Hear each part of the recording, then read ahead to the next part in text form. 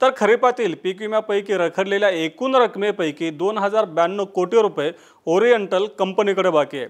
म्हणजेच या कंपनीकडील थकबाकी ही सर्वाधिक आहे। आता ओरिएंटल कंपनीची विमा भरपाई यंदा म्हणजे गेल्या हंगामामध्ये 110% जास्त झाली होती। आता तुम्हाला माहिती आहे की सध्याच्या नियमानुसार 110% जास्त भरपाई जर देणी असेल तर राज्य सरकारला वाढलेली भरपाई द्यावी लागते।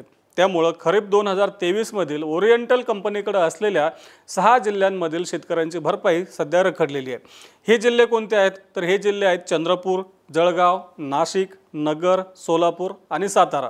या जिल्ह्यांमध्ये हे जिल्हे ओरिएंटल कंपनीकडे आहेत, त्यामुळे या जिल्ह्यातील शेतकऱ्यांचा पीक विमा म्हणजे विमा भरपाई अजून देखील रखडलेली आहे। आता राज्य सरकारकडे आलेली भरपाई राज्य सरकारने दिली तर या शेतकऱ्यांना देखील लवकरच भरपाई मिळणार आहे असं कृषी विभागाच्या सूत्रांनी सांगितलं। म्हणजेच काय तर बहुतांश शेतकरी पीक विम्याची वाट पाहत असले तरी केवळ 6 जिल्ह्यांमधीलच पीक विमा सध्या रखडलेला आहे।